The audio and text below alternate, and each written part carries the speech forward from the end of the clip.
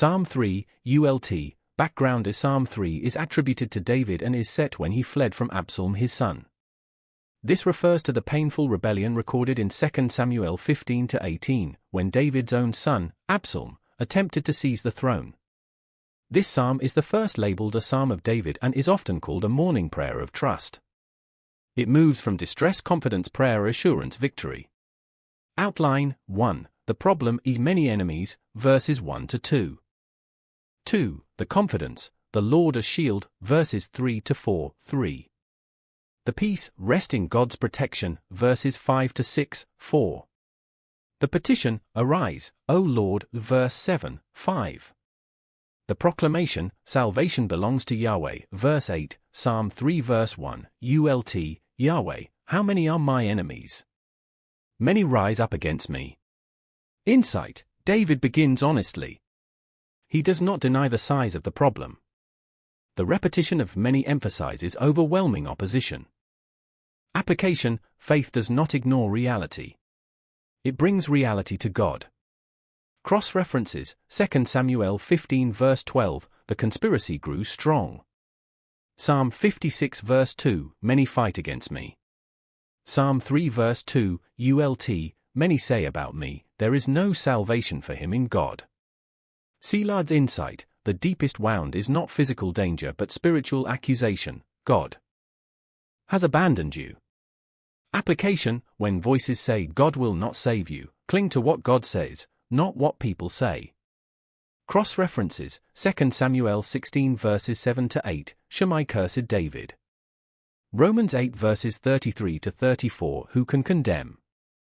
Psalm 3 verse 3, ULT, but you, Yahweh, are a shield around me, my glory, and the one who lifts up my head. Insight, but you who marks the turning point. God is shield, protection, glory, true honor, lifter of the head, restorer of dignity. Application, let God define your identity, not your circumstances. Cross-references, Genesis 15 verse 1, I am your shield. Psalm 27 verse 6, my head will be lifted up. Psalm 3 verse 4, a ULT, with my voice I call to Yahweh, and he answers me from his holy hill. Selah insight, David cries out verbally. God answers from his holy hill, Zion, symbol of God's sovereign rule. Application, prayer is not silent despair, it is vocal trust. Cross-references. Psalm 2 verse 6, God's King on Zion. Jeremiah 33 verse 3, call to me and I will answer. Psalm 3 verse 5, ULT, I laid down and slept, I awoke, for Yahweh sustained me. Insight, sleep in danger is radical trust. God's protection continues while we are unconscious. Application, peaceful rest is an act of faith. Cross-references, Proverbs 3 verse 24, your sleep will be sweet. Psalm 4 verse 8, I will lie down in peace. Psalm 3:6, ULT, I will not be afraid of 10,000s of people who have set themselves against me all around. Insight, confidence replaces fear. The number 10,000 symbolizes overwhelming odds. Application, fear shrinks when God becomes bigger in your vision. Cross-references, Deuteronomy 32 verse 30, one can chase 1,000. Romans 8 verse 31, if God is for us. Psalm 3:7, ULT, arise, Yahweh. Save me, my God. For you strike all my enemies on the jaw, you break the teeth of the wicked.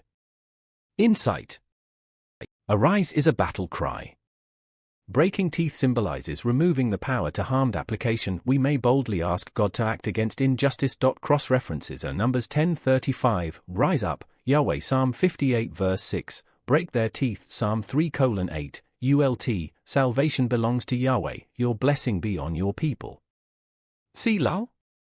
Insight, the psalm ends in worship.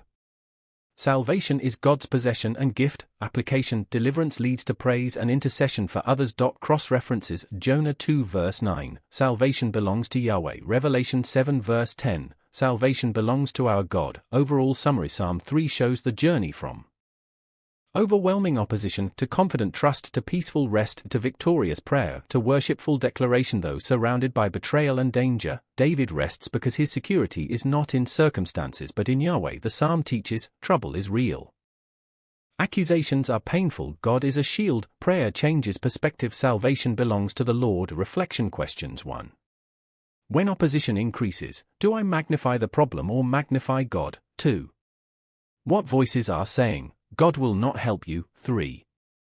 Is God my shield, or is something else my protection? 4. Can I sleep peacefully knowing God sustains me? 5. Do I end my prayers with trust and praise?